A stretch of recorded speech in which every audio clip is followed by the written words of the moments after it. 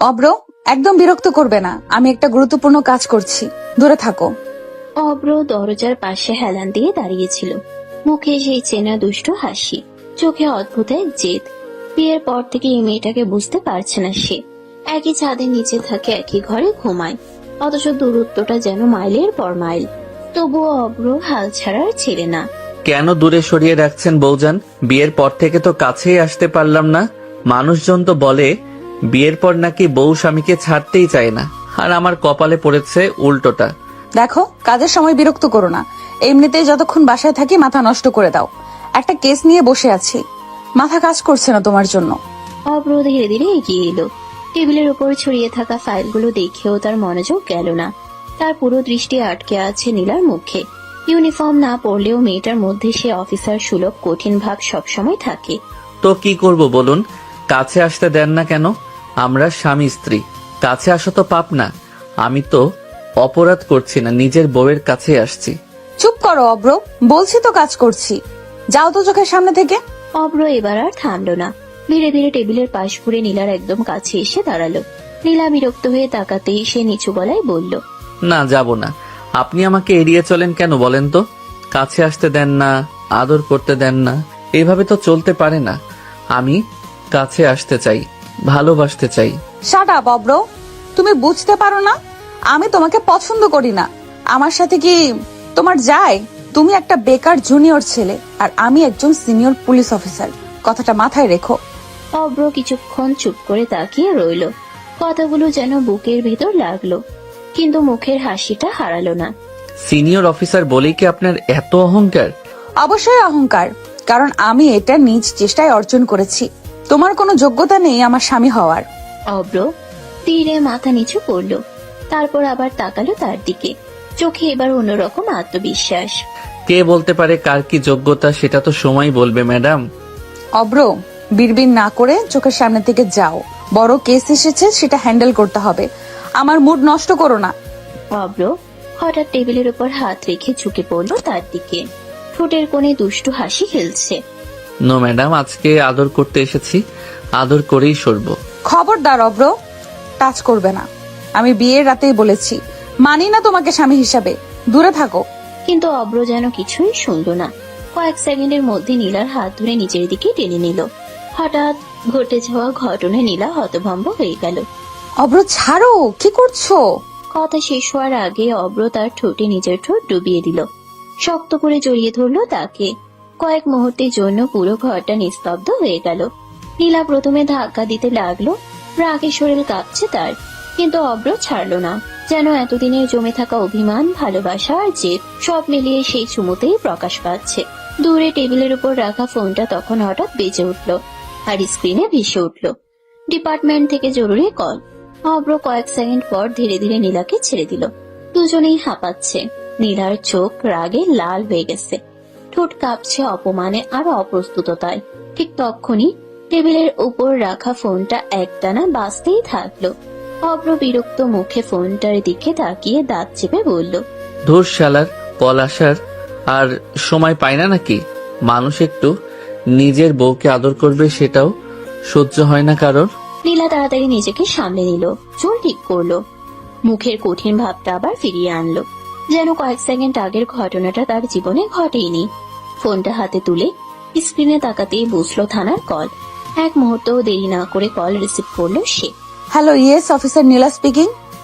Ma'am, এখনই থানায় আসতে হবে। নতুন কেস এসেছে, খুব সিরিয়াস ধর্ষণ কেস। ভিকটিমের অবস্থা ভালো না। মিডিয়া জানার আগে আমাদের অ্যাকশন নিতে হবে। কথাটা শুনেই নীলার চোখের দৃষ্টি বদলে গেল। মুহূর্তের মধ্যে সে আবার সেই কঠিন পুলিশ অফিসার হয়ে উঠল। ব্যক্তিগত সব অনুভূতি যেন এক সেকেন্ডে মুছে গেল তার মুখ থেকে। ওকে, আমি আসছি, 10 মিনিটের মধ্যে রওনা দিচ্ছি। কল কেটে দিতেই সে দ্রুত আলমারির দিকে এগিয়ে গেল। ফাইল গুছিয়ে রাখছে, ব্যাগ নিচ্ছে, তাড়াহুড়ো করে প্রস্তুত হচ্ছে বের হওয়ার জন্য। অব্র এতক্ষণ চুপচাপ তাকিয়েছিল, তারপর ব্রুকুচকে সামনে এসে দাঁড়ালো। এই সময় কোথায় যাবেন আপনি? রাত প্রায় 12টা বাজে। থানায়, জরুরি কেস। অব্র এবার সিরিয়াস হয়ে গেল, দরজার সামনে দাঁড়িয়ে পথ আটকে দিল। এত রাতে তো বাইরে যেতে পারবেন না, পরিস্থিতি ভালো না, কাল সকালে যান। কথাটা শুনেই নীলার মুখ শক্ত হয়ে গেল। চোখ দুটো আগুনের মতো জ্বলে উঠল। কি বললে তুমি? আমি যেতে পারবো না। আমি শুধু বলছি রাত অনেক হয়েছে, বিপদ হতে পারে। আপনি একা। স্টপ ইট অব্র, তুমি ভুলে যাচ্ছ আমি কে। আমি কোনো সাধারণ মেয়ে না যে ভয় পেয়ে ঘরে বসে থাকবো। আমি একজন পুলিশ অফিসার। মানুষের বিপদে পাশে দাঁড়ানো আমার দায়িত্ব। দায়িত্ব আছে ঠিক, কিন্তু আপনি আমার বউও। আপনার কিছু হলে আমি। Please don't act like a husband. আমি আগেই বলেছি তোমাকে আমি স্বামী হিসেবে মানি না, তাই আমার কাজে বাধা দেওয়ার অধিকারও তোমার নেই। কথাগুলো ছুরির মতো বিঁধল অব্রর বুকে। কয়েক সেকেন্ড সে নিশ্চুপ দাঁড়িয়ে রইল, তারপর ধীরে সরে দাঁড়ালো দরজার পাশ থেকে। নীলা দরজা খুলে বের হয়ে যেতে লাগলো, কিন্তু বের হওয়ার ঠিক আগে অব্র নিচু গলায় বলল, ঠিক আছে ম্যাডাম, যান। তবে মনে রাখবেন, আজ থেকে আমি আর থামাবো না।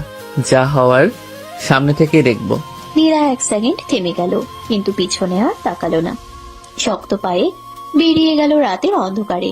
আর দরজার সামনে দাঁড়িয়ে অব্র ধীরে ধীরে মুঠো শক্ত করলো। তার চোখে তখন অদ্ভুত এক চিন্তার ছায়া। দরজাটা বন্ধ হওয়ার শব্দটা পুরো ফ্ল্যাট জুড়ে প্রতিধ্বনির মতো ভাজল। কয়েক মুহূর্ত অব্র ঠিক সেখানেই দাঁড়িয়ে রইল। নীলার বলা কথাগুলো বারবার মাথার ভিতর ঘুরছে।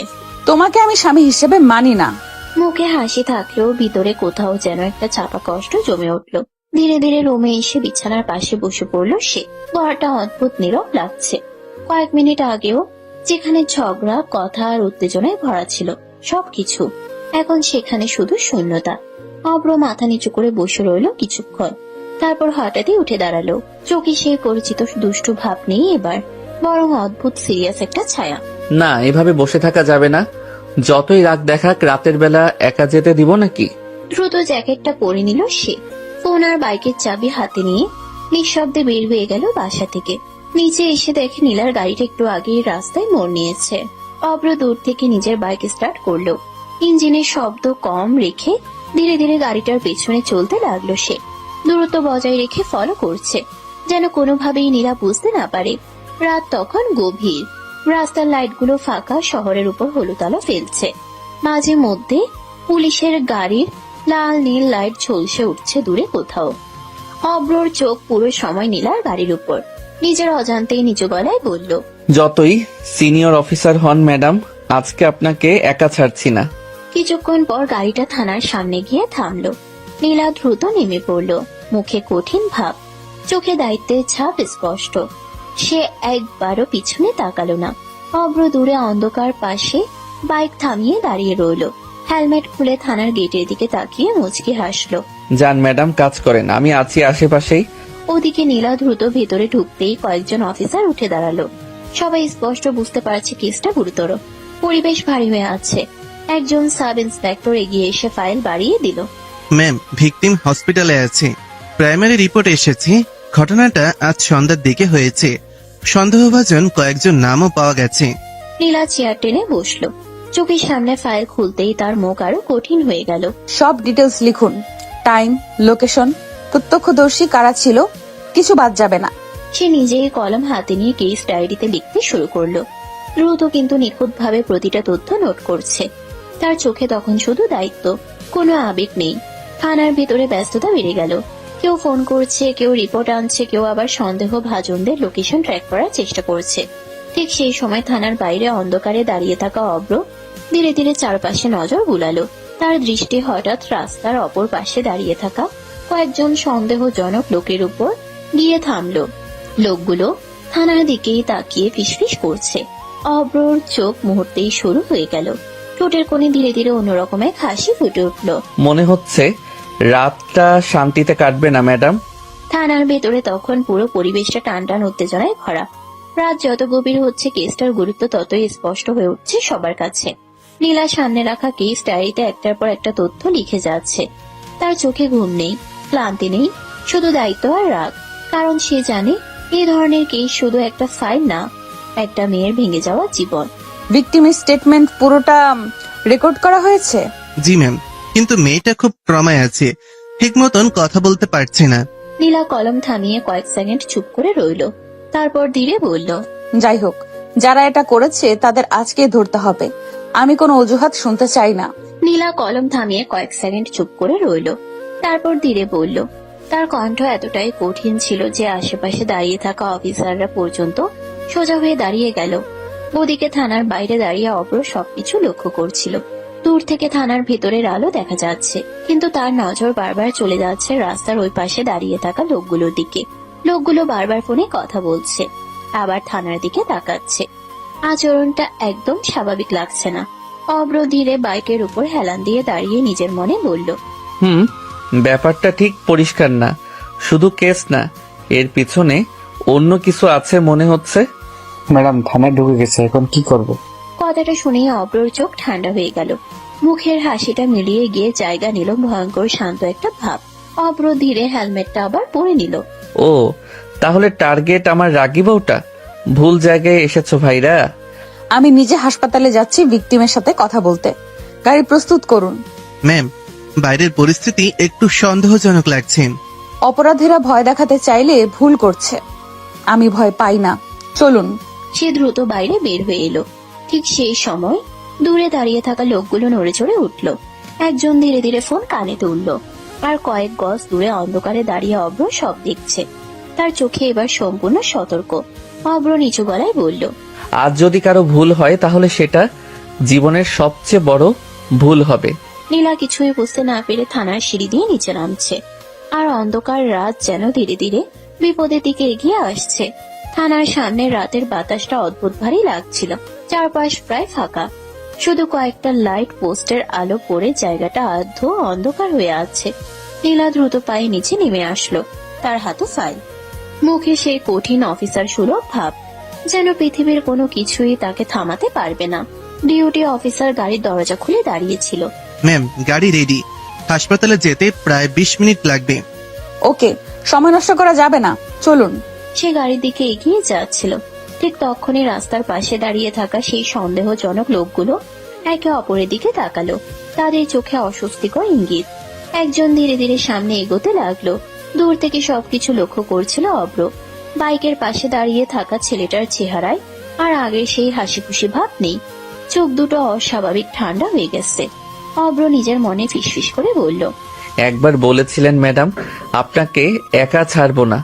নীলা কিছু বুঝে ওঠার আগেই হঠাৎ থানার সামনে লাইট কয়েক সেকেন্ডের জন্য ঝিমিয়ে উঠল। সেই সুযোগে লোকগুলোর একজন দ্রুত এগিয়ে এসে গাড়ির দরজার পাশে দাঁড়ালো। ম্যাডাম একটু কথা ছিল। কে আপনি? থানার সামনে দাঁড়িয়ে কি চান? কেসটা নিয়ে বেশি এগোবেন না ম্যাডাম, নিজের ভালো চাইলে এখানেই থেমে যান। কথাটা শুনেই নীলার চোখ আগুনের মতো জ্বলে উঠল। সে এমনিতেই রেগেছিল কেসটা নিয়ে, এই কথাতে আরো রেগে গেল। তুমি কি আমাকে থ্রেট দিচ্ছ? জানো কোথায় দাঁড়িয়ে কথা বলছো? লোকটা আর কিছু বলার আগেই হঠাৎ পিছন থেকে শক্ত একটা হাত এসে তার কাঁধ চেপে ধরল। লোকটা ঘুরে তাকাতেই জমে গেল। অব্র শান্ত মুখে দাঁড়িয়ে আছে, কিন্তু তার চোখের দৃষ্টি ভয়ঙ্কর ঠান্ডা। অব্র ধীরে ধীরে বলল, ম্যাডামের সাথে কথা বলার আগে অনুমতি নিতে হয়, সেটা কেউ শেখায়নি। অব্র, তুমি এখানে? অব্র এক সেকেন্ডও তার দিকে তাকালো না, চোখ এখনো লোকটার উপর স্থির। রাত অনেক হয়েছে ভাই, বাড়ি চলে যান, না হলে রাতটা খারাপ যেতে পারে। লোকটা হাত ছাড়ানোর চেষ্টা করতেই অব্র হালকা চাপ বাড়ালো। মুহূর্তেই লোকটার মুখ বিকৃত হয়ে গেল ব্যথায়। দূরে দাঁড়িয়ে থাকা অন্য লোকগুলো পরিস্থিতি বুঝে ধীরে ধীরে পিছিয়ে যেতে লাগলো। নীলা বিস্ময়ে সব দেখছে। তার মনে প্রশ্নের ঝড় উঠেছে, এই ছেলেটা কি সত্যি সেই বেকার হাসি খুশি জুনিয়র অব্র? অব্র হঠাৎ লোকটাকে ছেড়ে দিয়ে মুচকি হাসলো। যান, আর ভুল করে এই থানার সামনে দাঁড়াবেন না। লোকগুলো দ্রুত সরে গেল অন্ধকারের মধ্যে। কয়েক সেকেন্ড নীরবতা নেমে এলো। নীলা এবার রাগে বলল, তুমি আমাকে ফলো করেছো? হ্যাঁ করেছি, কারণ আমার রাগী পুলিশ বউটা বিপদ চিনতে পারে, কিন্তু নিজের নিরাপত্তার কথা ভাবে না। নীলা কিছু বলতে চাচ্ছিল, ঠিক তখনই থানার ভিতর থেকে একজন অফিসার দৌড়ে বের হয়ে চিৎকার করে বলল, ম্যাম, নতুন আপডেট এসেছে। ভিকটিম জ্ঞান ফিরে পেয়েছে, আর সে একজনের নাম বলেছে। কার নাম? শহরের বড় একজন প্রভাবশালী মানুষের ছেলে। কথাটা শুনেই চারপাশের বাতাস যেন আরো ভারী হয়ে উঠল। আর পাশে দাঁড়িয়ে থাকা অব্র ধীরে ধীরে হাসলো, যেন সে আগেই বুঝে গেছিল খেলাটা এখন শুরু হতে যাচ্ছে। থানার সামনে কয়েক মুহূর্ত আগের উত্তেজনাটা এখনো পুরোপুরি কাটেনি। বাতাসে যেন অদৃশ্য একটা চাপা ভয় আর রাগ মিশে আছে। নীলা দাঁড়িয়ে কয়েক সেকেন্ড ভাবলো, তারপর আবার নিজের কাজে মন দিল। ব্যক্তিগত বিষয় নিয়ে সময় নষ্ট করার মানুষ সে না। অফিসারের দিকে ঘুরে বলল, গাড়ি স্টার্ট করুন, আমরা এক্ষুনি হাসপাতালে যাচ্ছি। ভিকটিমের স্টেটমেন্ট নিজে শুনতে হবে। ডিউটি গাড়ির দরজা খুলে দেওয়া হলো। নীলা দ্রুত এগিয়ে গিয়ে উঠতে যাচ্ছিল, ঠিক তখনই পাশ থেকে অব্র শান্ত গলায় বলল, 1 মিনিট ম্যাডাম। আবার কি অব্র? এখন নাটক করার সময় না। অব্র বাইকের দিকে ইশারা করলো।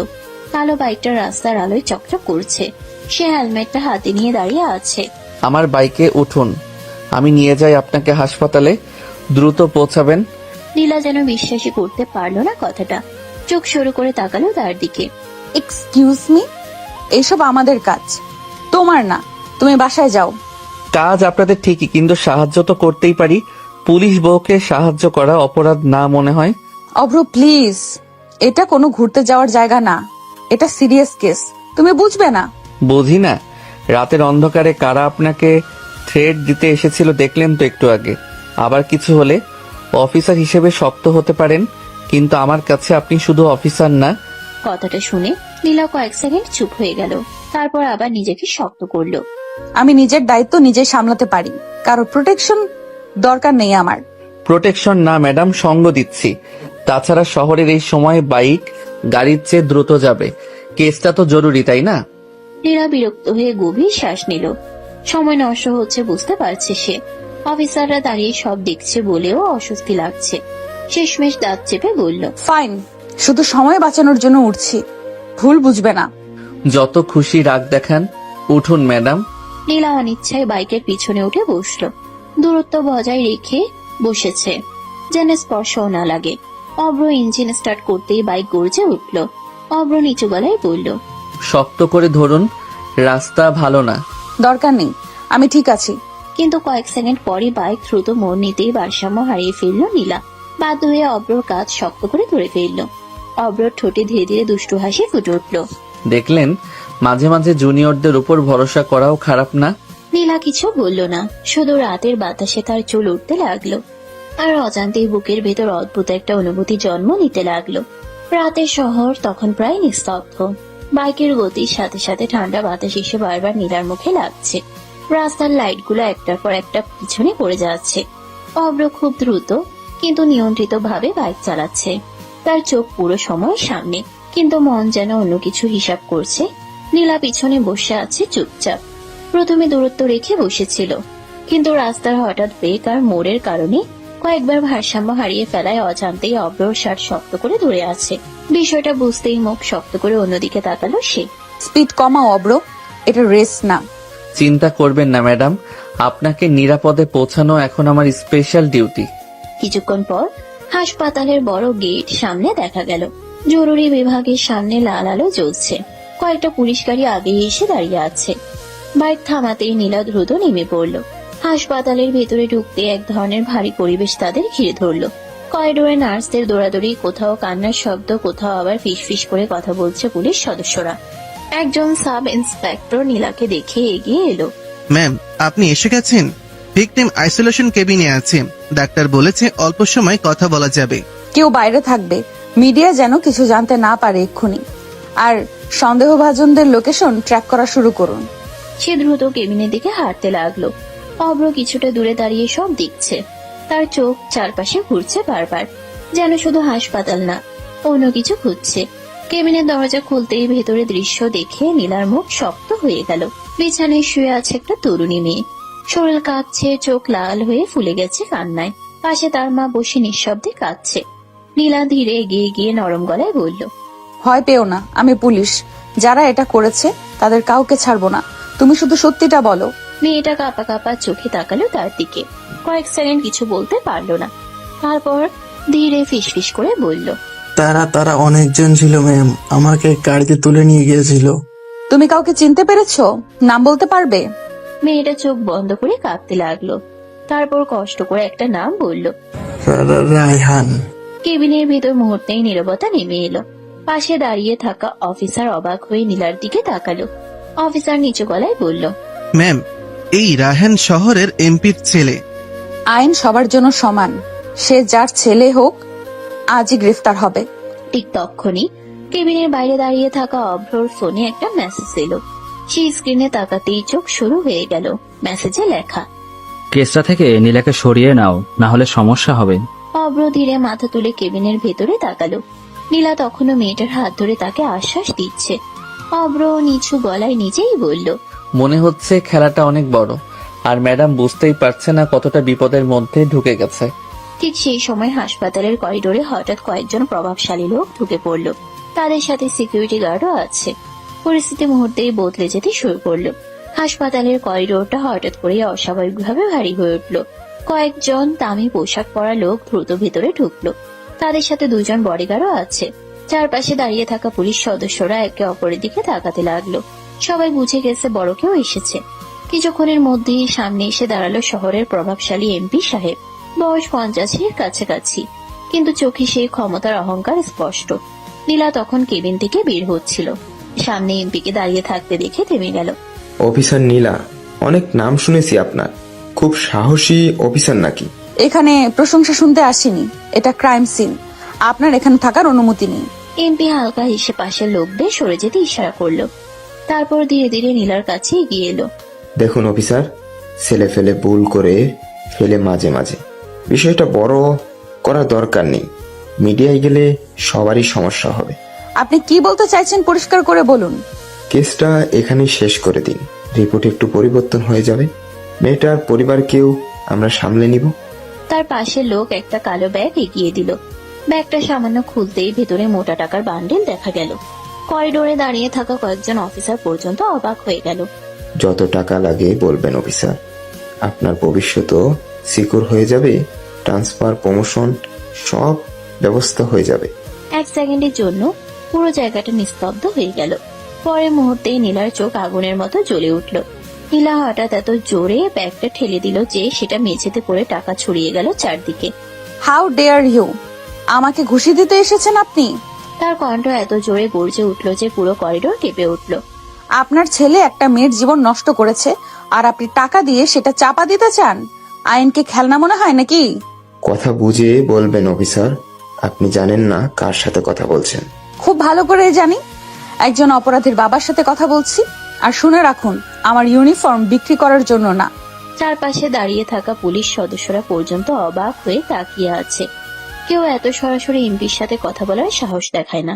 অফিসার, এমপি সাহেবকে বাইরে নিয়ে যান, আর তার ছেলের নামে এক্ষুনি অ্যারেস্ট ওয়ারেন্ট প্রসেস করুন।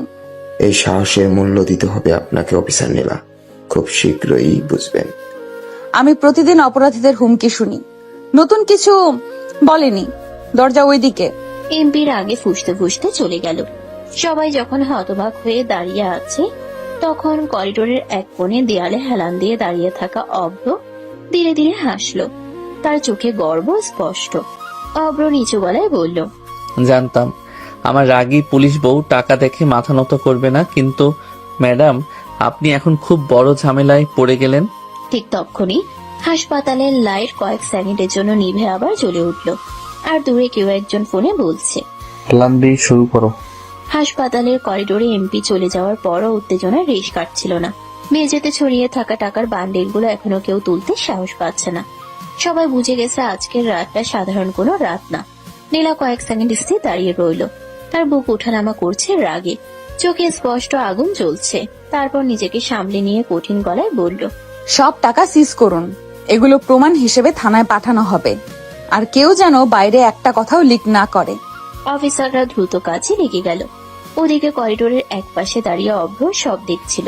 তার মুখে হালকা হাসি থাকলেও চোখে চিন্তার ছাপ স্পষ্ট, কারণ সে বুঝতে পারছে বিষয়টা এখানেই শেষ না। ক্ষমতাবান মানুষ এত সহজে হার মানে না। ঠিক তখনই হঠাৎ হাসপাতালের বাইরে বিকট শব্দ হলো, ধাম! সবাই চমকে উঠল। কয়েকজন নার্স দৌড়ে এদিক ওদিক ছুটতে লাগলো।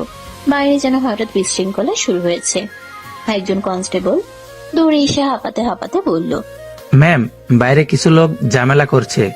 মিডিয়ার লোকও এসে গেছে। কেউ ইচ্ছা করে পরিস্থিতি খারাপ করার চেষ্টা করছে মনে হচ্ছে। সবাই শান্ত থাকুন, কেউ প্যানিক করবেন না, আমি বাইরে যাচ্ছি। সে দ্রুত করিডোর দিয়ে বের হতে লাগলো। অব্র সঙ্গে সঙ্গে সোজা হয়ে দাঁড়ালো, নিচু গলায় বলল, শুরু হয়ে গেছে তাহলে? নীলা বাইরে বের হতেই দেখে হাসপাতালের সামনে বিশাল ভিড়। কয়েকজন লোক চিৎকার করছে, কেউ ভিডিও করছে, কেউ আবার পুলিশের বিরুদ্ধে উল্টো অভিযোগ তুলছে। পুরো বিষয়টা যেন পরিকল্পিত। একজন লোক চিৎকার করে বলছে, নির্দোষ ছেলেকে ফাঁসানো হচ্ছে, পুলিশ মিথ্যা কেস দিচ্ছে। সবাই পিছিয়ে যান। এটা হসপিটাল, এটা এলাকা। আইন নিজের হাতে নিলে সরাসরি অ্যাকশন নেওয়া হবে। ঠিক তখনই ভিড়ের মাঝ থেকে একজন হঠাৎ পাথর ছুঁড়ে মারলো।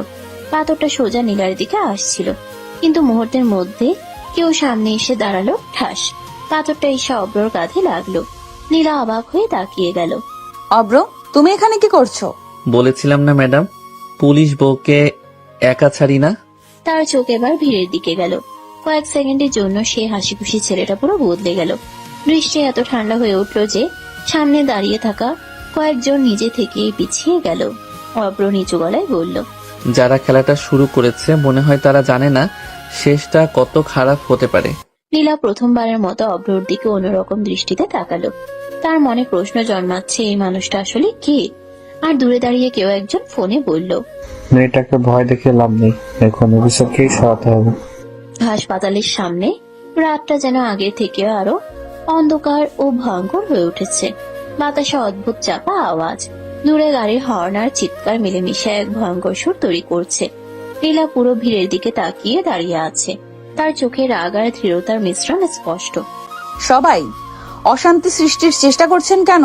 হাসপাতালের পরিবেশের সাথে কেউ খেলবেন না। পুলিশ মিথ্যা মামলা করছে, আমাদের ছেলেকে ফাঁসানো হচ্ছে। শান্ত হন। কেউ আইন নিজের হাতে তুলে নিলে সরাসরি অ্যাকশন নেওয়া হবে। অব্র, তুমি চলে যাও।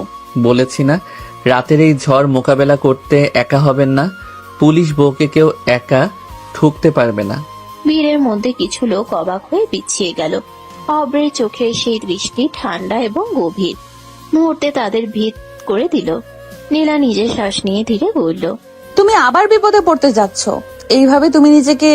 আমি জানি ম্যাডাম, কিন্তু যাকে আপনি রক্ষা করতে চান তার পাশে থাকা আমার দায়িত্ব।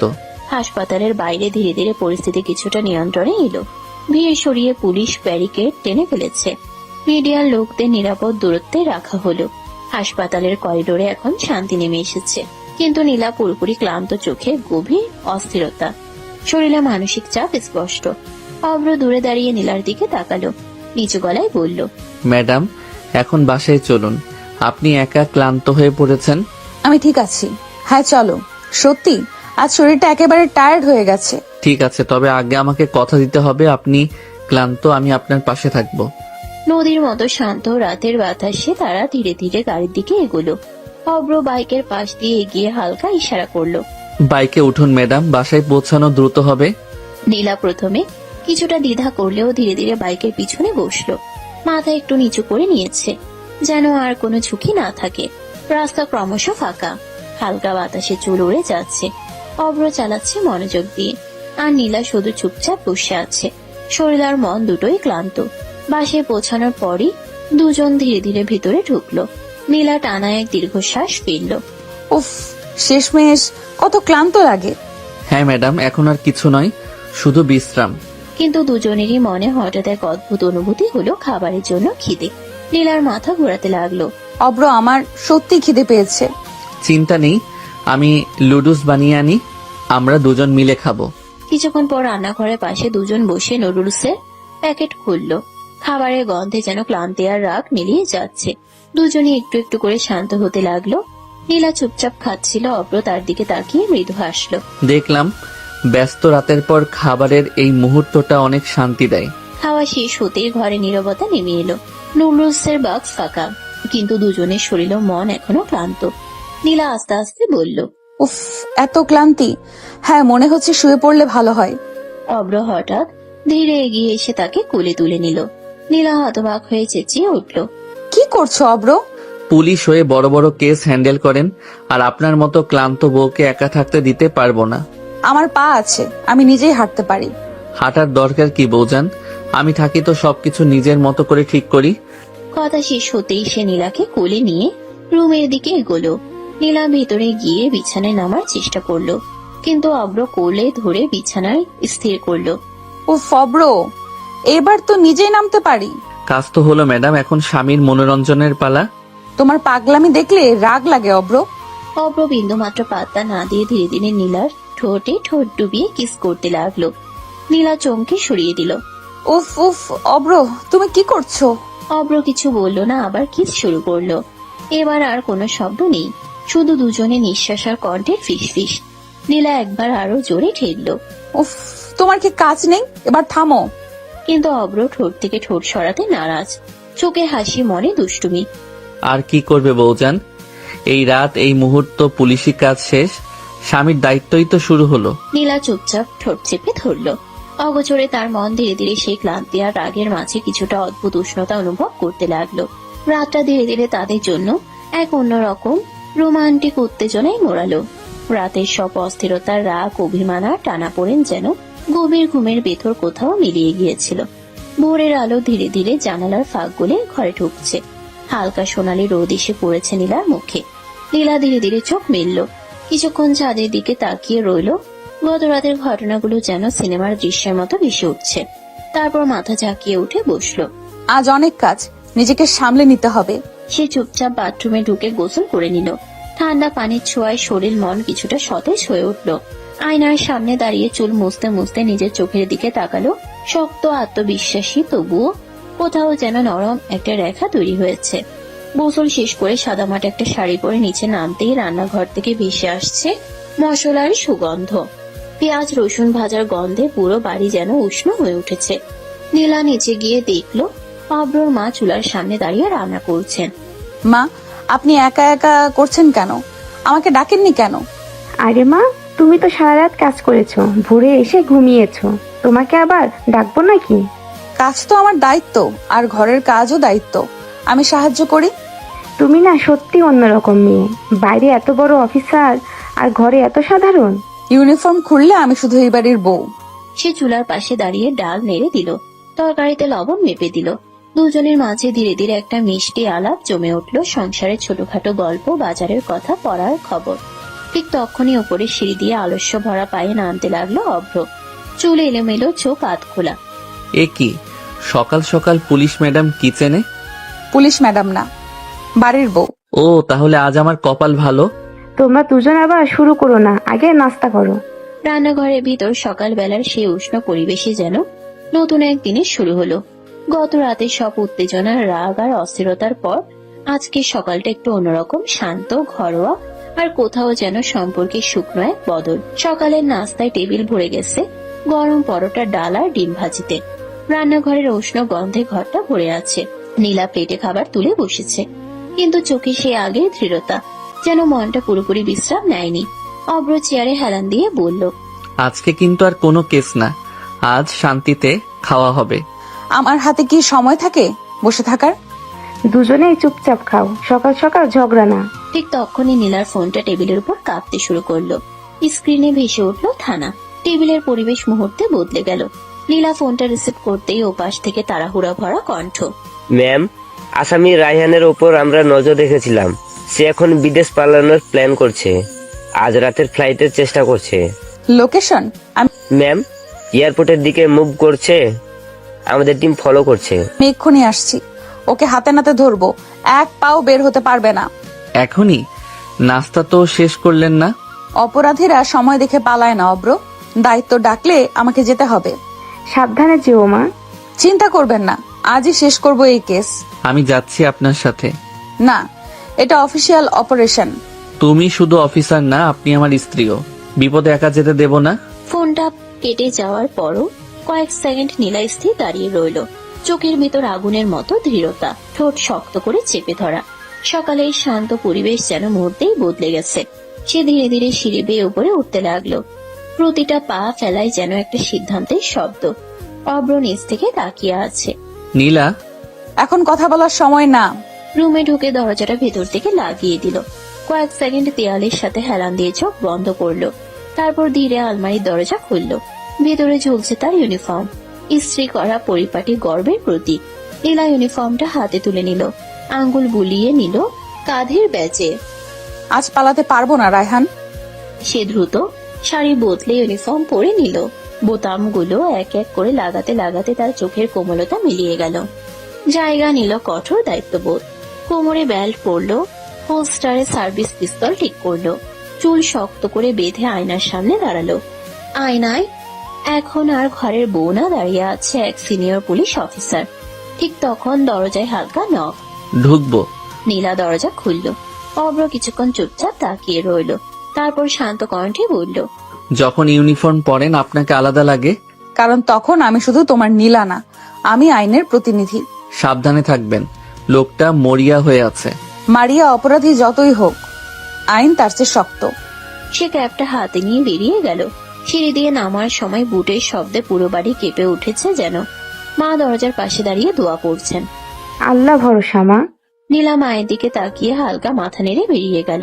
বাইরে গাড়ির দরজা খুলতেই সকালের রোদ তার ইউনিফর্মে ঝিলিক দিল। আজ আর কোনো দ্বিধা নেই, আজ শুধু অভিযান। বাইরে গেট পেরিয়ে পুলিশের জিপটা যখন রাস্তায় উঠল, তখন সকালের রোদ পুরো শহরটাকে জাগিয়ে তুলেছে।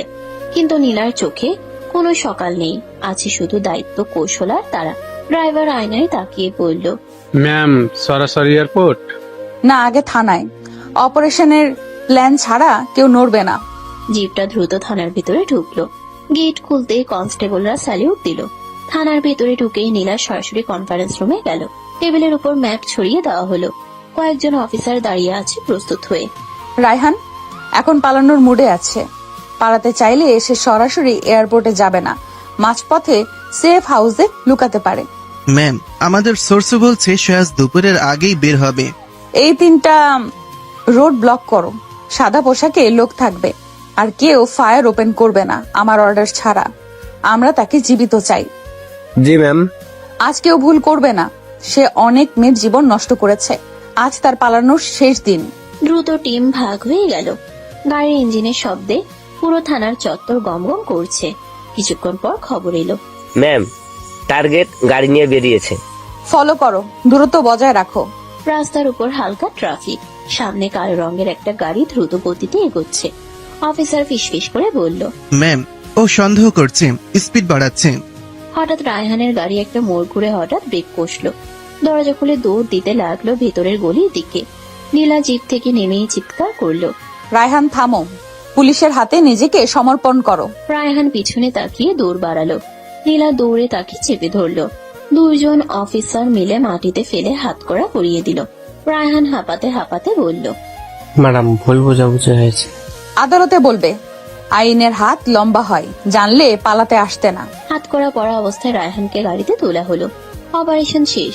নীলা সোজা হয়ে দাঁড়িয়ে গভীর শ্বাস নিল। রায়হানকে হাতকড়া পরিয়ে থানায় আনা হয়েছে। পুরো থানা জুড়ে এখন টানটান উত্তেজনা। মিডিয়ার লোকজন বাইরে ভিড় করছে। ভেতরে অফিসাররা রিপোর্ট তৈরি করছে। নীলা নিজের কেবিনে ঢুকে চেয়ারটায় বসলো। টেবিলের উপর ফাইল রাখা, সামনে আটক আসামির ডিটেলস। তার চোখে ক্লান্তি নেই, আছে দৃঢ়তা। ঠিক তখনই থানার বাইরে হঠাৎ হইচই শুরু হলো। একজন কনস্টেবল দৌড়ে এসে বলল, ম্যাম, এমপি সাহেব এসেছেন, খুব রাগে আছেন। ভেতরে আসতে বলুন। কিছুক্ষণ পর দরজা জোরে ঠেলে ভেতরে ঢুকলেন এমপি। চোখ লাল, কণ্ঠ উঁচু। এই কি শুরু করছেন আপনি? আমার ছেলেকে হাত করা পড়েছেন, জানেন আমি কে? ঘরের ভেতর মুহূর্তে নীরবতা নেমে এলো। নীলা ধীরে ধীরে চেয়ার থেকে উঠে দাঁড়ালো, কণ্ঠ ঠান্ডা কিন্তু ধারালো। আমি জানি আপনি কে, কিন্তু এই থানার ভেতরে সব আইনের অধীন। এটা রাজনৈতিক ষড়যন্ত্র। আমার ছেলেকে ফাঁসানো হয়েছে, এখনই ছেড়ে দিন তাকে। প্রমাণ যদি হয় আপনার ছেলে নির্দোষ, তাহলে তাকে সম্মানের সাথে ছেড়ে দেওয়া হবে, কিন্তু তার আগে না। আপনি বুঝতে পারছেন না কাদের সঙ্গে লাগছেন? আমি অপরাধের সঙ্গে লাগি, পরিচয়ের সঙ্গে না। ঘরের বাইরে দাঁড়িয়ে থাকা অফিসাররা নিঃশ্বাস আটকে শুনছে।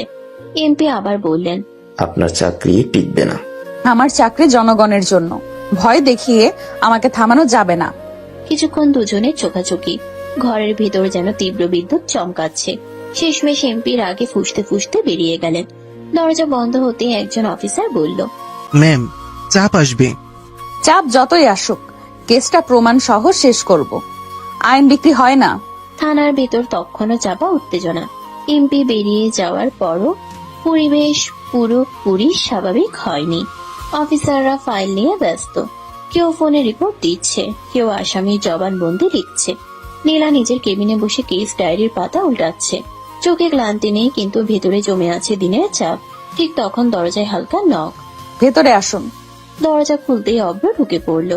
সাধারণ শার্ট প্যান্ট, কিন্তু মুখে চেনা দুষ্টু হাসি। নীলা অবাক হয়ে তাকালো। তুমি এখানে কেন? থানায় কি কাজ তোমার? বউজানকে মিস করছি, তাই চলে এলাম। এটা থানা, বাড়ি না, সিরিয়াস জায়গা। জানি তো, তাই ভাবলাম সিরিয়াস মুখটার একটু হাসি দরকার। রাতের কথা কিন্তু আমি ভুলে যাইনি অব্দ। তুমি জোর করছো আমাকে। ঘরের বাতাস হঠাৎ ভারী হয়ে গেল।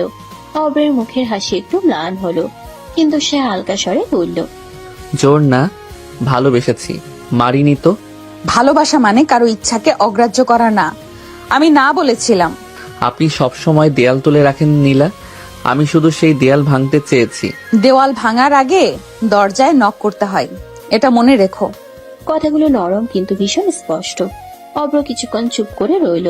বাইরে কনস্টেবলের কণ্ঠ শোনা যাচ্ছে, ভেতরে অদ্ভুত নীরবতা। অব্র ধীরে বলল, ঠিক আছে, হয়তো ভুল করেছি, কিন্তু আপনাকে হারাতে চাই না। আমাকে হারাতে না হলে আগে আমাকে বুঝতে শেখো। কেবিনের ভেতর তখনও ভারী নীরবতা। অব্র চুপচাপ দাঁড়িয়ে আছে, নীলার টেবিলের উপর হাত রেখে কিছুক্ষণ চিন্তায় ডুবে। দুজনের মাঝখানের কথাগুলো বাতাসে ঝুলে আছে, অসমাপ্ত, অমীমাংসিত। ঠিক তখনই দরজায় তড়িঘড়ি নক। একজন সাব ইন্সপেক্টর ভেতরে ঢুকে স্যালুট করলো। ম্যাম, রাহিয়ান কিছুতেই স্বীকার করছে না, বারবার বলছে সে নির্দোষ। নীলার চোখের ভেতর সঙ্গে সঙ্গে বদল এলো। ব্যক্তিগত আবেগ মুহূর্তেই সরিয়ে রাখলো সে। তারপর শক্ত কণ্ঠে বলল, ভিডিও রেকর্ডিং চালু আছে তো? জি ম্যাম, পুরো জেরা রেকর্ড হচ্ছে। ভালো, আমি আসছি। এখন আবার জেরা? অপরাধী স্বীকার না করলে প্রমাণ দিয়েই তাকে কোণঠাসা করতে হয়। সে কেবিন থেকে বেরিয়ে জেরা কক্ষের দিকে হাঁটতে লাগলো। বুটের শব্দ করিডোরে প্রতিধ্বনিত হচ্ছে। ভেতরে রায়হান চেয়ারে বসে, মুখে জেদি ভাব। ম্যাডাম, আমি কিছু করিনি, আপনারা আমাকে ফাঁসাচ্ছেন। নীলা সামনে গিয়ে চেয়ার টেনে বসলো, চোখ সরাসরি তার চোখে। তারপর শক্ত কণ্ঠে রাগ নিয়ে বলল, তুমি ভাবছো চুপ থাকলেই বাঁচবে? ফরেনসিক রিপোর্ট এসেছে, কল রেকর্ড আছে, সিসিটিভি ফুটেজ আছে। সব সাজানো। সত্যি স্বীকার করানোর অনেক পদ্ধতি আছে, কিন্তু আমরা আইন মেনে কাজ করি, কেউ হাত তুলবে না, কোনো রকম জোরাজুরি হবে না, আইনের বাইরে এক পাও না। তবে মনে রেখো, মিথ্যা গল্প বেশিক্ষণ টেকে না, প্রমাণের সামনে সবাই সোজা হয়ে যায়। রায়হানের কপালে ঘাম জমেছে। নীলা শান্ত স্বরে বলল, এখনো সময় আছে, সত্যি বলো। আদালতে স্বীকারোক্তি দিলে আইনের চোখে সেটার মূল্য থাকে। ঘরের বাতাস ভারী, ক্যামেরা রেকর্ড করছে প্রতিটা শব্দ, প্রতিটা নিঃশ্বাস। বাইরে দাঁড়িয়ে অব্র কাছের ওপার থেকে দেখছে এই নীলা একেবারে অন্য মানুষ। যারা কক্ষের ভেতর বাতাসটা ভারী হয়ে আছে, ঘুরের কাঁটা টিকটিক শব্দ করছে, কিন্তু সেই শব্দ যেন উত্তেজনার নিচে চাপা পড়ে গেছে। রায়হান চেয়ারে হেলান দিয়ে বসে আছে, মুখে একরকম জেদি হাসি। ম্যাডাম, যতই চাপ দেন, আমি কিছু স্বীকার করব না। শেষবার জিজ্ঞেস করছি, ঘটনাস্থলে তুমি ছিলে কি না? না। ঠিক আছে, যেহেতু তুমি মুখে বলছো না, আমরা প্রমাণের ভাষায় কথা বলবো। তাকে লকআপে নাও, মেডিকেল চেক আপ করিয়ে আনো, সব নিয়ম মেনে। আপনারা কিছু করতে পারবেন না, আমার বাবা এমপি। এই ঘরে শুধু আইন কথা বলে। দুই কনস্টেবল তাকে ধরে নিয়ে গেল। করিডোরে হালকা ধস্তাধস্তি হলো, কারণ রায়হান নিজেকে ছাড়ানোর চেষ্টা করছে, কিন্তু পুলিশ সদস্যরা তাকে শক্ত করে ধরে লকআপের দিকে নিয়ে গেল। অব্র দূর থেকে সব দেখছে। অব্র নিচু গলায় বলল, ও স্বীকার করবে না এত সহজে। স্বীকারোক্তি জোর করে আদায় করা যায় না, কিন্তু সত্যকে চেপে রাখা যায় না। কিছুক্ষণ পর খবর এলো লকআপে গিয়ে রায়হান দেয়ালে ঘুষি মারতে গিয়ে নিজেই পড়ে গেছে, হাতে সামান্য আঘাত পেয়েছে। একজন কনস্টেবল বলল, ম্যাম, ও নিজেই পড়ে গিয়ে চোট পেয়েছে। সঙ্গে সঙ্গে ডাক্তার ডাকো, ইনজুরি রিপোর্ট তৈরি করো। কোনো অভিযোগের সুযোগ দেওয়া যাবে না। চাপ বাড়বে, কিন্তু আমরা নিয়ম ভাঙবো না। থানার করিডোর ধীরে ধীরে ফাঁকা হয়ে আসছে। দিনের আলো ঢুকে পড়েছে জানালা দিয়ে, কিন্তু ভেতরের পরিবেশ এখনো টান টান। কেসের চাপ, রাজনৈতিক প্রভাব, জেরা, সব মিলিয়ে দিনটা ভারী হয়ে আছে। নীলা কেবিন থেকে বেরিয়ে ফাইল হাতে নিয়ে দাঁড়িয়ে আছে, চোখে ক্লান্তির রেখা, কিন্তু মুখে কঠোরতা অটুট। ঠিক তখন অব্র সামনে এসে দাঁড়ালো। এখন বাড়ি চলুন, অনেক হয়েছে আজ। আমার কি কাজ নাই? কেস মাঝপথে রেখে বাড়ি যাব? কাজ তো সারা জীবনই থাকবে, কিন্তু স্বামী সেবা সেটাও কিন্তু বড় কাজ। বেকার স্বামীর সেবা করার শখ আমার নাই। কয়েকজন অফিসার পাশ দিয়ে যেতে যেতে থমকে তাকালো, তারপর চুপচাপ সরে গেল।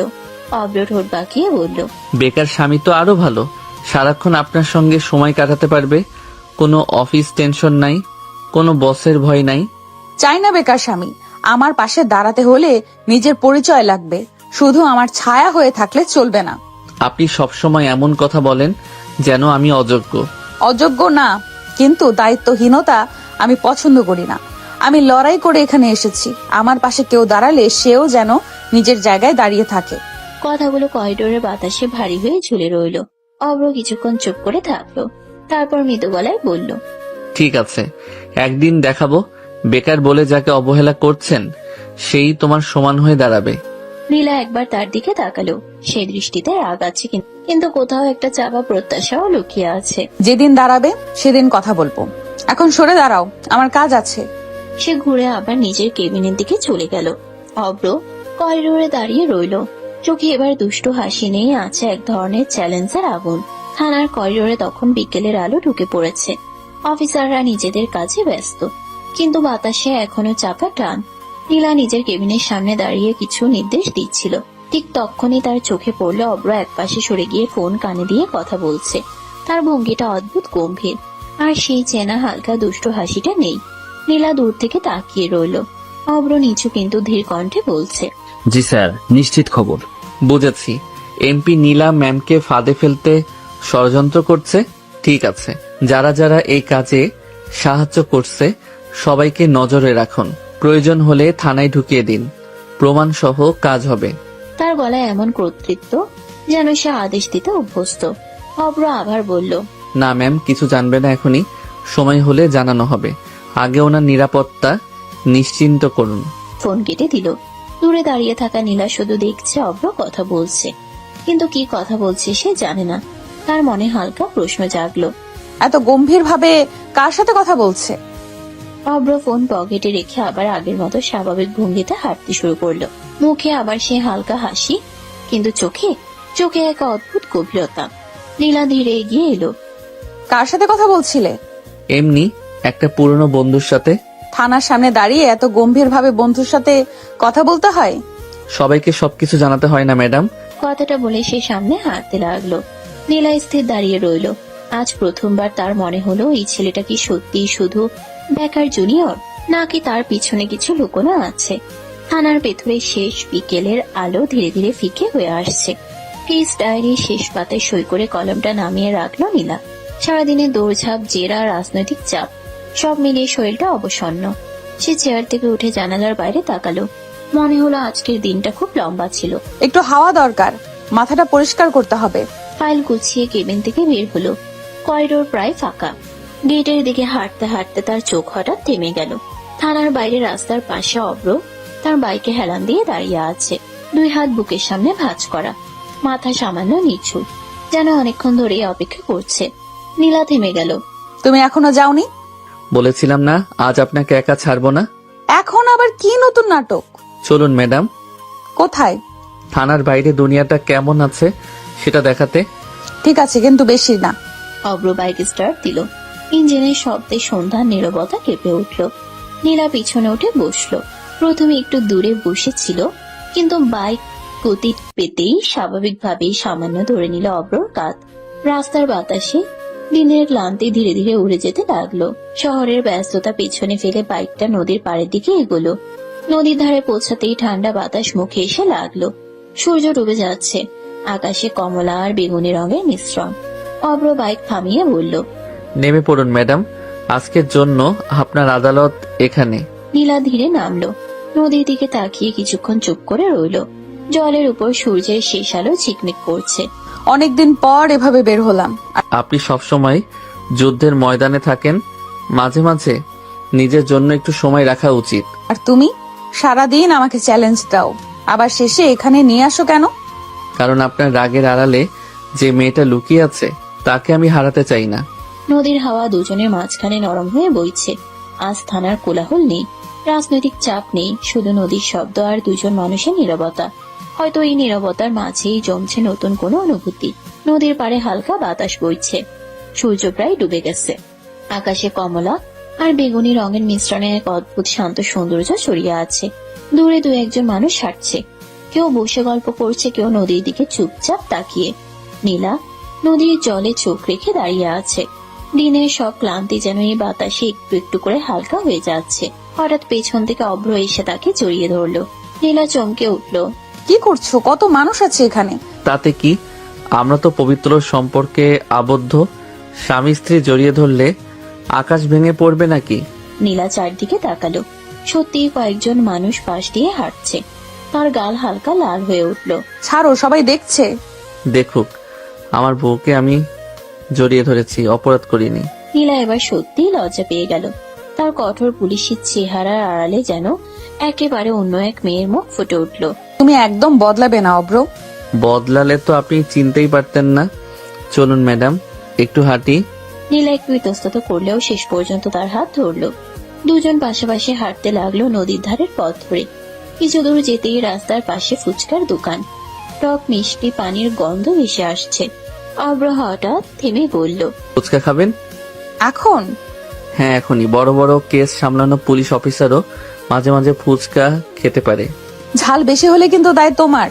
ভাই, 2 প্লেট, একটাই ঝাল কম আর একটাই একটু বেশি। তুমি ধরে নিয়েছো কোনটা কার? আপনার কম ঝাল, বাইরে আগুন, ভেতরে নরম। নীলা চুপ করে থাকলো, কিন্তু ঠোঁটের কোণে হালকা হাসি ফুটে উঠল। নদীর ধারে সেই ছোট্ট ফুচকার দোকানটার সামনে দাঁড়িয়ে দুজনই বেশ হালকা মেজাজি ছিল। বাতাসে টক পানির গন্ধ, চারপাশে কিশোর কিশোরীদের হাসি আর সন্ধ্যার নরম আলো, সব মিলিয়ে মুহূর্তটা একেবারে নির্ভার। দোকানদার তাড়াহুড়ো করে 2টা প্লেট এগিয়ে দিল। অব্র আত্মবিশ্বাসী ভঙ্গিতে একটা প্লেট নীলার হাতে তুলে দিল। এই নিন ম্যাডাম, স্পেশাল কম ঝাল। নিশ্চিত তো? আপনার স্বামী কি কখনো ভুল করে? নীলা আর কিছু না বলে একটা ফুচকা তুলে গালে দিল। পরের সেকেন্ডেই তার চোখ বড় বড় হয়ে গেল। ইস, এটা কি? আগুন লাগছে। সে হাত দিয়ে মুখে বাতাস করতে লাগলো। তার চোখ মুখ এক মুহূর্তের মধ্যে লাল টকটকে হয়ে গেল। পানি, পানি দাও। আপা, ভুলে প্লেট পাল্টে গেছে মনে হয়। অব্র নিজের পেটের দিকে তাকিয়ে বুঝলো সত্যিই ভুল হয়েছে। কম ঝালেরটা তার হাতে আর ঝালেরটা নীলার। নীলা লাফাতে লাফাতে বলছে, জ্বলছে, আমার জিহ্বা পুড়ে যাচ্ছে। আরে আরে দাঁড়ান, পানি দিচ্ছি। উফ, এটা মানুষ খায় নাকি? চারপাশে মানুষ তাকিয়ে আছে। নীলা লজ্জা রাগ ঝালের মিশ্রণে একেবারে অস্থির। অব্র একটু চিন্তিত হয়ে গেল। দাঁড়ান, এভাবে হবে না। সে নীলার হাত ধরে একটু দূরে টেনে নিয়ে গেল। দোকানের ভিড় থেকে সরিয়ে নীলা এখনো হাঁপাচ্ছে। কিছু একটা করো। অব্র এক মুহূর্ত তার দিকে তাকিয়ে রইল, তারপর হঠাৎ করে তাকে কাছে টেনে নিল। এই কি করছো? কথা শেষ হওয়ার আগে অব্র তার ঠোঁটে ঠোঁট ডুবিয়ে দিল। নীলা হতবাক, চোখ বড় বড় হয়ে গেল। কয়েক সেকেন্ড সে নড়ল না, যেন পুরো পৃথিবী থেমে গেছে। অব্র ধীরে ধীরে তাকে আঁকড়ে ধরে রইল। কিছুক্ষণ পর আলতো করে সরে এলো। অব্র নরম গলায় বলল, এখন কেমন? নীলা কয়েক সেকেন্ড কিছু বলতে পারলো না, শুধু হাঁপাচ্ছে। ঝালের তীব্রতা সত্যিই কমে এসেছে। নীলা ফিসফিস করে বলল, তুমি পাগল? ঝাল কমানোর বিজ্ঞানসম্মত উপায়? নীলা এবার মুখ ঘুরিয়ে নিল, কিন্তু চোখে আর আগের মতো আগুন নেই। নদীর হাওয়া আবার বইছে, ঝাল কমেছে, কিন্তু অন্য এক উষ্ণতা যেন রয়ে গেছে বাতাসে। নদীর ধারে সেই হাসি ঠাট্টা, ঝাল ঝামেলা আর অদ্ভুত উষ্ণ মুহূর্তের পর দুজন ধীরে ধীরে বাইকের দিকে এগিয়ে গেল। আকাশ তখন পুরোপুরি অন্ধকার হয়নি, তবে সন্ধ্যার আলো মিলিয়ে গেছে। রাস্তার লাইটগুলো জ্বলে উঠেছে একে একে। অব্র হেলমেটটা নীলার হাতে দিল। চলুন ম্যাডাম, আজকের অভিযান এখানেই শেষ। অভিযান তোমার ছিল, আমি তো শুধু ঝালের শিকার। শিকার না, সন্ধান নায়িকা। নীলা আর কিছু বলল না, চুপচাপ বাইকে উঠে বসলো। ফেরার পথটা আগের চেয়ে শান্ত। দুজনেই যেন নিজের নিজের ভাবনায় ডুবে। বাড়ির গেটে পৌঁছে নীলা নামতেই বলল, আজকে অনেক নাটক হলো। এমনটাই তো নাটক, আমরা শুধু ডায়লগ বলি। আমি গোসল করে আসছি, মাথাটা পরিষ্কার করতে হবে। অব্র দরজার পাশে দাঁড়িয়ে তাকিয়ে রইল। কিছুক্ষণ পর বাথরুমের দরজা খুললো। ভেতর থেকে বেরিয়ে এলো একেবারে অন্যরকম নীলা। ভেজা চুল পেছনে ছড়িয়ে আছে, সাদা মাটা কিন্তু পরিপাটি একটা শাড়ি পরা। মুখে কোনো মেকআপ নেই, তবুও এক অদ্ভুত। অব্র কিছুক্ষণ তাকিয়ে রইল। সুন্দর লাগছে জান। আমি কারো জান না। কারো হওয়ার দরকার নাই, আমার হলেই হবে। এত সহজ না আমাকে পাওয়া। আমি তো সহজ কিছু চাই না, কঠিন জিনিস জিততেই ভালো লাগে। দেখাই যাবে। সময় লাগুক, তবু একদিন আপনি নিজেই বলবেন আমি শুধু তোমার। ঘরের ভেতর হালকা নীরবতা জমেছিল। জানালার পর্দা নড়ছে। ভেজা চুল কাঁধে ছড়িয়ে আয়নার সামনে দাঁড়িয়ে আছে নীলা। অব্র এখনো তাকিয়ে আছে তার দিকে, চোখে মিশ্র অনুভূতি, অর্ধেক দুষ্টুমি অর্ধেক গভীরতা। নীলা আয়নায় তার দৃষ্টি ধরে ফেলল। হয়েছে তোমার ডায়লগ? ডায়লগ না, মনের কথা। মনের কথা পরে শুনবো। এখন নিচে গিয়ে মাকে রান্নার কাজে সাহায্য করি। পুলিশ অফিসার হয়ে কিচেন ডিউটি? দায়িত্ব মানে শুধু কেস না, সংসারও একটা দায়িত্ব। কথা শেষ করে সে দরজা খুলে নিচে নেমে গেল। তার শাড়ির আঁচল সিঁড়ি দিয়ে নামতে নামতে হালকা দুলছে। অব্র কিছুক্ষণ দরজার দিকে তাকিয়ে রইল, তারপর ধীরে দরজা বন্ধ করলো। মুখের হাসি মিলিয়ে গেল। সে বাথরুমে গিয়ে মুখে পানি ছিটালো, দ্রুত ফ্রেশ হয়ে বের হলো। টেবিলের উপর রাখা ল্যাপটপ খুলে বসলো। স্ক্রিনের আলো মুখে পড়তেই তার চেহারা পুরো বদলে গেল। একেবারে গম্ভীর মনোযোগী কিবোর্ডে দ্রুত আঙ্গুল চালাতে লাগলো। কিছু ফাইল খুললো, কিছু তথ্য চেক করলো, তারপর ফোনটা হাতে নিল। ডায়াল করলো একটা নাম্বার। 2 রিংয়ের পর ওপাশ থেকে গম্ভীর কণ্ঠ। জি স্যার। রায়হানের সব ব্যাকগ্রাউন্ড চাই, ব্যাংক ট্রানজেকশন, বিদেশি কানেকশন, কার সাথে মুভ করছিল সব, একটা তথ্য বাদ যাবে না। হয়ে যাবে স্যার। আর শুনুন, এমপির অফিসে কারা কারা ঘনিষ্ঠভাবে জড়িত তাদের নামের তালিকাও চাই, দ্রুত। জি স্যার, বুঝেছি। কল কেটে গেল। অব্র কিছুক্ষণ চুপচাপ স্ক্রিনের দিকে তাকিয়ে রইল। তার চোখে এখন আর সে হালকা বেকার ছেলে নির্লিপ্ত ভাব নেই, বরং সেখানে আছে পরিকল্পনা, ক্ষমতা এবং অদৃশ্য এক প্রভাব। নিজের রান্নাঘর থেকে নীলার হাসির শব্দ ভেসে আসছে, আর উপরে ল্যাপটপের আলোয় বসে আছে এক মানুষ যার সাধারণ চেহারার আড়ালে লুকিয়ে আছে গভীর অজানা এক সত্য। নিচের রান্নাঘরটা তখন একেবারে ঘরোয়া উষ্ণতায় পড়ে গেছে। চুলার কড়াইতে তরকারি ফুটছে, পেঁয়াজ রসুন ভাজার গন্ধে পুরো ঘরটা মম করছে। নীলা শাড়ির আঁচল গুটিয়ে সবজি কেটে দিচ্ছে, তার পাশে অব্রর মা ডাল নেড়ে দিচ্ছেন। আজ তো তোমাকে খুব ফুরফুরে লাগছে মা। ফুরফুরে না মা, একটু শান্ত বলা যায়। কাজের চাপ কমেছে নাকি? চাপ তো কমে না, তবে মাঝে মাঝে মনে হয় সবকিছুর বাইরে একটু স্বাভাবিক জীবন দরকার। সংসারই মানুষকে স্বাভাবিক রাখে। মা, আপনি কখনো ভয় পান না? এত কেস সামলাই, এত শত্রু। আল্লাহ আছে আর আমার ছেলে আছে, তুমি তোমার কাজ করো। আপনার ছেলে? তুমি এখনো ওকে পুরো চিনো না মা। ঠিক তখনই পেছন থেকে কারো কাশির শব্দ। অব্র দরজার পাশে হেলান দিয়ে দাঁড়িয়ে আছে, মুখে আবার সেই চেনা দুষ্টু হাসি। দুইজন মিলে আমার নামে গোপন সভা বসিয়েছেন নাকি? আপনি এখানে কেন? উপরে তো খুব ব্যস্ত ছিলে। ব্যস্ত মানুষও তো খেতে চাই, আর বউ কিচেনে থাকলে স্বামী কি দূরে থাকতে পারে? আরে বাবা, রান্না শেষ হতে দাও। কি রান্না হচ্ছে একটু টেস্ট করে দেখি। হাত দিও না, এখনো লবণ ঠিক করিনি অব্র। লবণ কম না, ভালোই হয়েছে, তবে একটু ভালোবাসা কম আছে। নাটক বন্ধ করো। ইউনিফর্ম খুলে শাড়ি পরলে আপনি বেশি ভয়ঙ্কর হন যান। আবার জান বললে কিন্তু চামচ মাথায় পড়বে। তোমরা দুজনই থামবে? আমি তো শুধু সাহায্য করতে এসেছি। তোমার সাহায্য মানেই গোলমাল। রান্নাঘর ভরে গেল হাসিতে। আজকে সন্ধ্যায় কোনো কেস নেই, কোনো রাজনীতি নেই, শুধু 3 জন মানুষের ছোট্ট সংসারের উষ্ণতা। কিন্তু এই উষ্ণতার আড়ালেই যেন জমে আছে কিছু অজানা রহস্য, যা এখনো নীলা পুরো বুঝতে পারেনি। রান্নাঘর থেকে শোনা কৌতুকার হাসি ঘরে ধীরে ধীরে নীরবে মিলিয়ে গেল।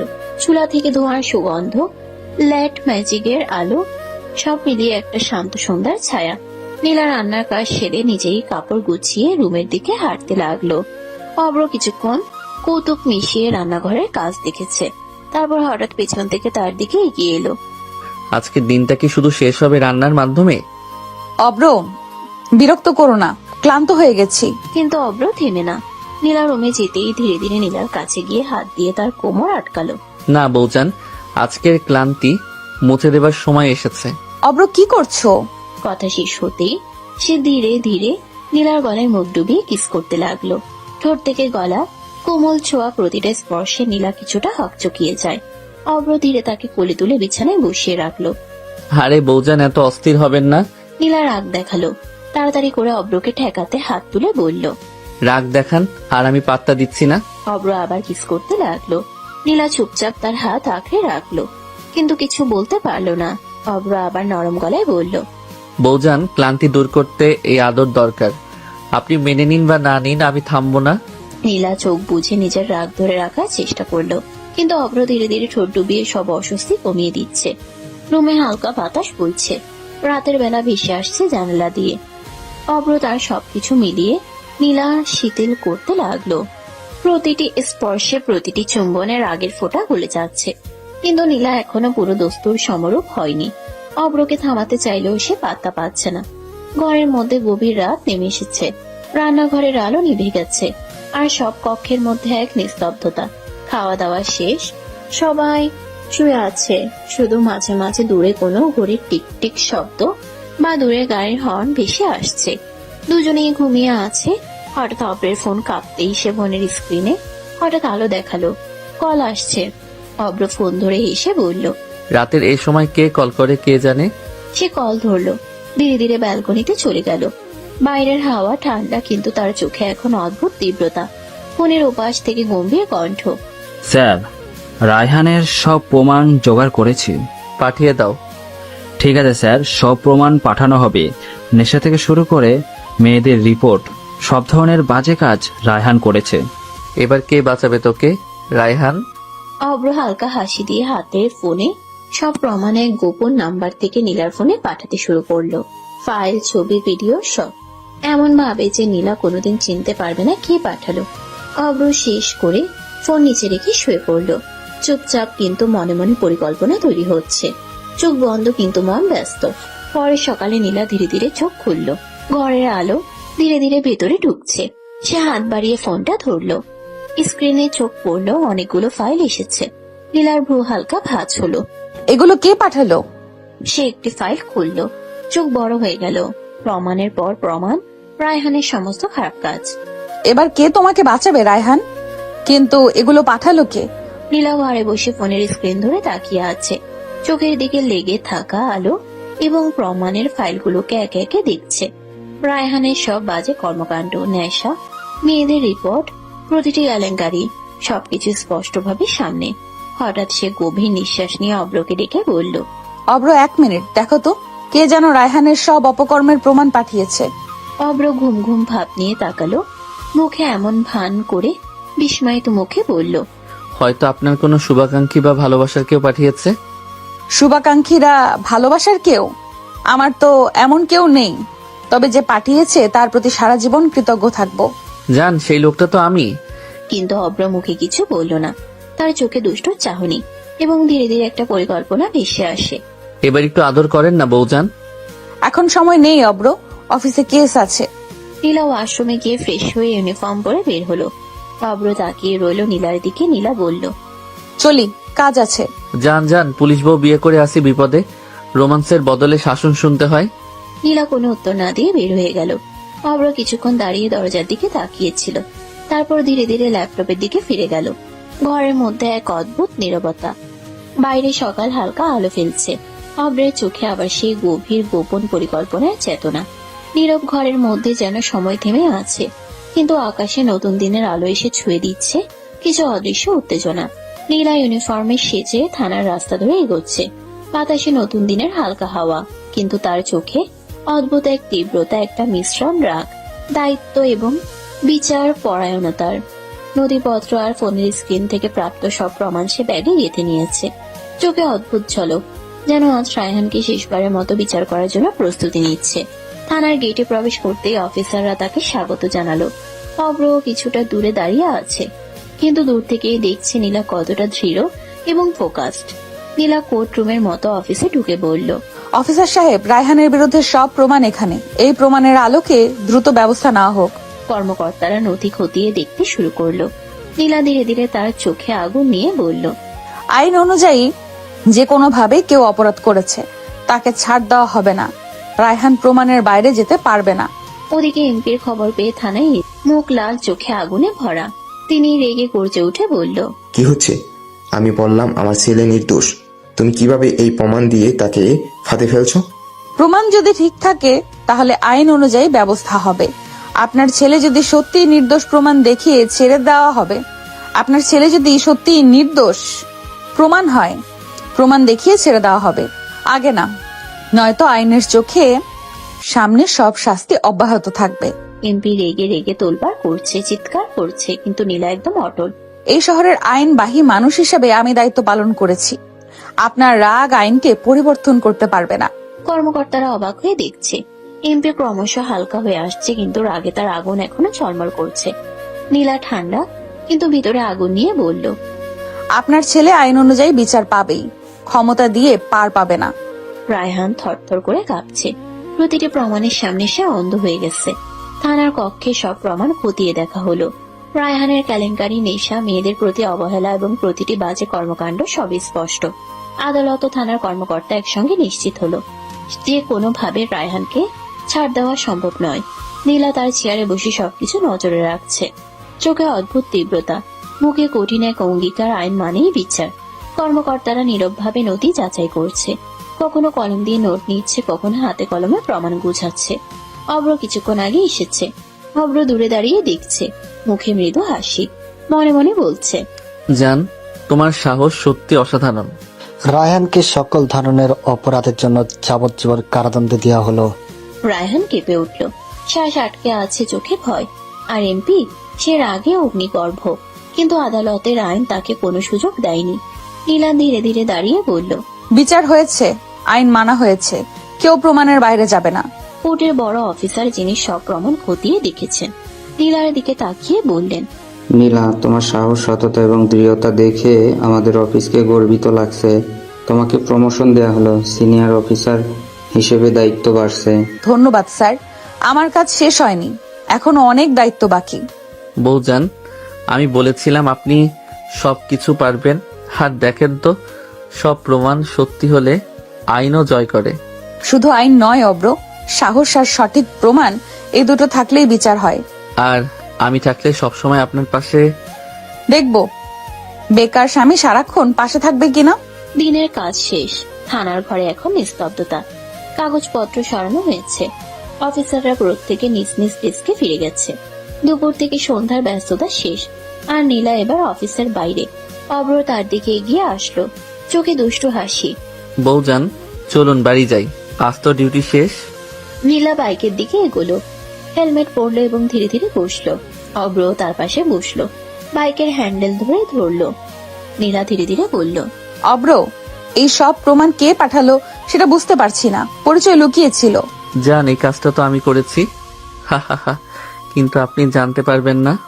অব্র হেলমেট ঠিক করে ধরে বাইক স্টার্ট করলো। অব্র তক্ষণে ধীরে ধীরে নরম ভঙ্গিতে বলল, তবে আপনি আজ খুব মনোযোগী ছিলেন। অফিসের কাজ শেষ, এখন ব্যক্তিগত সময়। ব্যক্তিগত সময়? তাহলে একটু রোমান্টিক দুষ্টুমি করা যাক। দুষ্টুমি? অফিস শেষ হয়ে গেছে, এখন বাইকের উপর দুষ্টুমি? ক্লান্ত। হ্যাঁ বৌজান, বাইকের উপর দুষ্টুমি আর রোমান্স দুটোই সম্ভব। নীলা হালকা হেসে হেলমেটের ভেতরে মুখ ঢাকা দিল। বাইক রোড ধরে এগোতে লাগলো। সন্ধ্যার আলো ব্যস্ত শহরকে নরম করে দিয়েছে। বাতাসে হালকা ঠান্ডা, আর দুজনের মধ্যে এক অদ্ভুত নীরব উত্তেজনা। অব্র চোখের ঝলক দেখিয়ে ধীরে ধীরে নীলার কাছে ঝুঁকলো। বাড়িতে ঢুকতেই নীলা ফ্রেশ হতে রুমে চলে গেল। ইউনিফর্ম খুলে ঝুলিয়ে দিয়ে বিছানায় শুয়ে পড়লো, চোখ বন্ধ, মুখে হালকা ক্লান্তির ছাপ। অব্র ধীরে ধীরে রুমে ঢুকলো, চেয়ারে বসে কিছুক্ষণ তাকিয়ে থাকলো। তার চোখে সেই দুষ্টু হাসি। মনে মনে আবার নতুন পরিকল্পনা ভেসে উঠছে। জান, এত তাড়াতাড়ি শুয়ে পড়েছেন কেন? তো লাগছে অব্র, দিনটা অনেক চাপের ছিল। অব্র ধীরে বিছানার পাশে এসে বসলো, হাতের আঙ্গুলে তার চুল খেলাতে খেলাতে বলল, তাহলে একটু আদর করি, সব ক্লান্তি চলে যাবে। খবরদার, কাছে আসলে খবর আছে, একটু ঘুমাবো বুঝলে। জান, তুমি ঘুমাও, আর আমি একটু আদর করছি। অব্র থামো। কিন্তু অব্র কাছে গিয়ে ঠোঁটে ঠোঁট ডুবিয়ে কিস করতে শুরু করলো। ধীরে ধীরে হাত দিয়ে নরম ভাবে কাছে নিল। নীলা রেগে সরানোর চেষ্টা করলো, কিন্তু অব্র তার রাগ পাত্তা দিল না। বৌজান, চুপ থাকো না, শুধু আজকের ক্লান্তি মুছে দিতে এসেছি। নীলা চুপচাপ কিছু বলতে পারলো না, চোখে অল্প লজ্জা, মুখে রাগের ছাপ। অব্রের আদর ধীরে ধীরে সব ক্লান্তি, সব চাপ কমিয়ে দিচ্ছে। কিন্তু নীলা এখনো পুরোপুরি নিজের রাগ মুছে দিতে পারলো না। নীলা রান্নাঘর থেকে খাবারের টেবিলে বসলো। গরম ভাতের ভাপ আর মশলার সুগন্ধ ঘরে ছড়িয়ে পড়েছে। অব্র পাশে বসে খেতে শুরু করলো। দুজনের মধ্যে হালকা হাসি, ছোট ছোট কথা আর দুষ্টুমি, সব মিলিয়ে শান্ত এক রাতের আনন্দ। কিছুক্ষণ পরই নীলার ফোনে হঠাৎ সিগন্যাল এলো, থানার কল। সে রিসিভ করে সব শুনলো। অফিসার বলছেন নতুন একটি কেস এসেছে, মাদক কেস, এক্ষুনি তদন্ত শুরু করতে হবে। তুমি এত তাড়াতাড়ি চলে যাচ্ছ? হ্যাঁ, এই ধরনের কেসে সময় অপচয় করা যায় না। জান, তাহলে আমিও যাব, একা তোমাকে এই ঝুঁকিতে যেতে দেব না। অব্র, এটা অফিসের কাজ, খুব বিপজ্জনক, তুমি কি ঠিক? বৌজান, আমি তোমার পাশে থাকবো, ঝুঁকি হোক বা না হোক, আমরা একসাথে। ঠিক আছে, তাহলে যাই, কিন্তু সাবধানে। নীলা দ্রুত ইউনিফর্মে সজ্জিত হয়ে বাইকে উঠল। শহরের রাস্তা ধরে বাইক ছুটতে শুরু করলো। বাতাসে হালকা ঠান্ডা, হেলমেটের ভেতরে চোখের তীব্রতা। দুজনই থানায় ঢুকতেই কেসের নতুন ফাইল খোলা হলো। অফিসের মধ্যে এক অদ্ভুত উত্তেজনা। মাদক বিরোধী কেসের নথি ছড়িয়ে আছে ডেস্কে। বড় বড় প্রমাণপত্র, চিত্র, লিপিবদ্ধ তথ্য সব চোখে পড়ছে। নীলা চোখ রেখে ফাইলগুলো যাচাই করতে লাগলো। চোখে অদ্ভুত তীব্রতা, গায়ে অনমনীয় এক শক্তি। লোকেশন ট্যাগ করো, বেশি সময় নষ্ট করা উচিত না। এই ধরনের কেসে প্রতিটি মিনিট গুরুত্বপূর্ণ। সব পুলিশ খোঁজ খবর নেবে, প্রত্যেকের দায়িত্ব বুঝুক, কাউকে অবহেলা করার সুযোগ নেই। ওজান, আজকের কাজ কঠিন, কিন্তু তোমার সঙ্গে থাকলে সবই সহজ। সহজ নয় অব্র, প্রতিটি কাজ নিখুঁত হতে হবে। ভুল হলে কোনো সুযোগ থাকবে না। থানার হলের ভিতরে নীলা ব্যস্ত। কম্পিউটারের স্ক্রিনে লোকেশন চিহ্নিত করছে। টিমকে নির্দেশ দিচ্ছে, অফিসাররা কাগজপত্র নিয়ে ঘুরছে। সবাই ব্যস্ত, কিন্তু অব্র একটু দূরে সরে গিয়ে ফোন হাতে নিল। হ্যালো, হ্যাঁ ঠিক আছে। আমাদের কাছে মাদক পাচারকারী চক্রের খবর এসেছে। দ্রুত খোঁজ নিয়ে আমাকে শেয়ার করো। হ্যাঁ স্যার। তুমি কে? কে তোমাকে সব জানাবে? অব্র হঠাৎ চুপ হয়ে গেল। চোখে অদ্ভুত অসহায়তা, কিন্তু চুপচাপ কিছু বলল না। তেমন কিছু না জান। একদম নাটক করবে না, আমি সব শুনেছি। ভুল শুনেছো জান। তুমি কি সত্যি বলবে, নাকি আমাদের সম্পর্কটা এখানেই শেষ করব? জান, আসলে আমি সিআইডি অফিসার, গোপনে কাজ করি। এইসব তদন্তের মধ্যে আমি তোমার পাশে থেকেও তথ্য সংগ্রহ করি। তুমি সিবিআই অফিসার?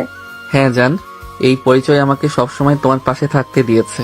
আমি শুধু চাই তোমার নিরাপত্তা আর সব প্রমাণের সত্যতা নিশ্চিত করা। তাহলে সব নাটক, সব খেলা, সব কেসের মধ্যে তুমি সত্যি প্রমাণ দাও আমাকে। জান, বিশ্বাস করো, সবই তোমার জন্য। আর এই সত্যিকারের পরিচয়েও আমি শুধু তোমার পাশে থাকবো। নীলা হঠাৎ চমকে উঠল। চোখ বড়, মুখের ভাব রুদ্ধ।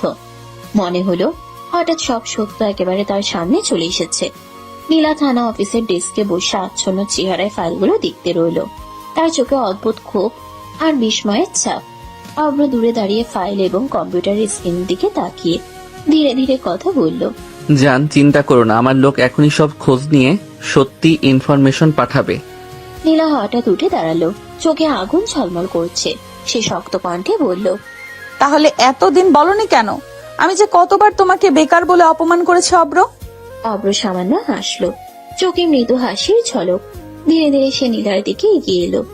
জান, সেসব কোনো ব্যাপার না। মানুষ বাইরে যা দেখে তাই বিশ্বাস করে। তুমি বেকার ভাবো বা অন্য কেউ যা ভাবুক, সেটা গুরুত্বপূর্ণ নয়। কিন্তু তুমি তো সিআইডি অফিসার, এতদিন জানাওনি আমি কি ভাবতে পারি। এত সাহস ছিল তোমার মধ্যে, আর আমি তোমাকে এইভাবে এড়িয়ে গেছি। অব্র ধীরে হাতে নীলার কাঁধে স্পর্শ করলো, চোখে দৃঢ়তা আর মৃদু দুষ্ট হাসি। জান, আমি চেয়েছিলাম সবকিছু তোমার নিরাপত্তার জন্য হোক নিখুঁত। সত্য প্রকাশ করলে আমাদের সম্পর্ক এবং কাজ দুটোই ঝুঁকিতে পড়তো, তাই আমি গোপন রেখেছি। নীলা চুপচাপ, তার চোখের রাগ, কিন্তু সেই সঙ্গে মনে একটা অদ্ভুত প্রশান্তি। তার হৃদয় বুঝতে পারলো যে মানুষটাকে সে এতদিন হালকা করেছে, বেকার বলে অপমান করেছে, তার ভিতরে এত গভীর সত্য আর দায়বদ্ধতা লুকিয়ে আছে।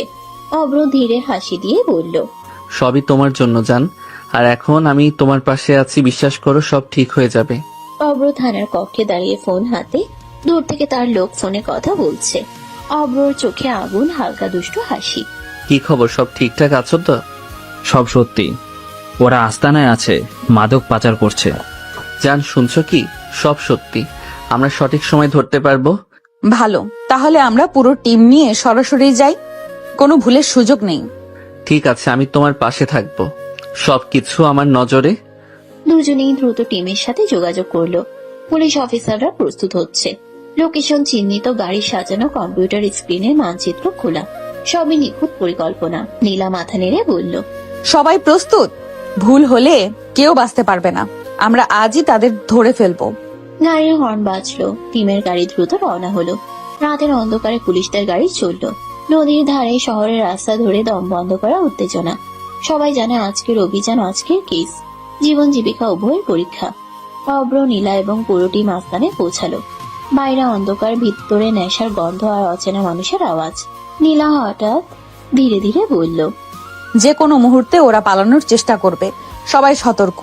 জান, তুমি চিন্তা করো না, আজ আমি তোমার পাশে আছি, কেউ পালাতে পারবে না।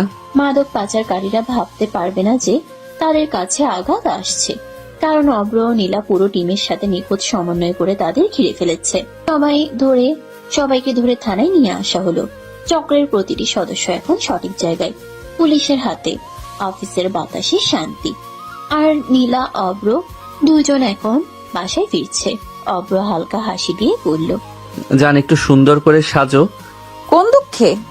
দুঃখে না, সুখে। তোমার স্বামী তো বেকার না, তাই সুখে সাজো।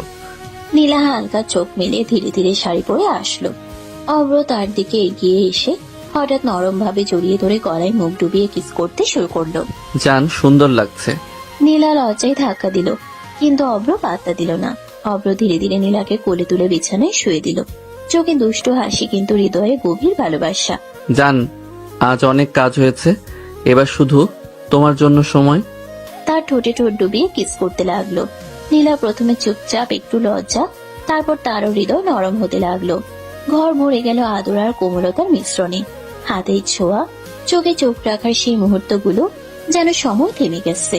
সব তো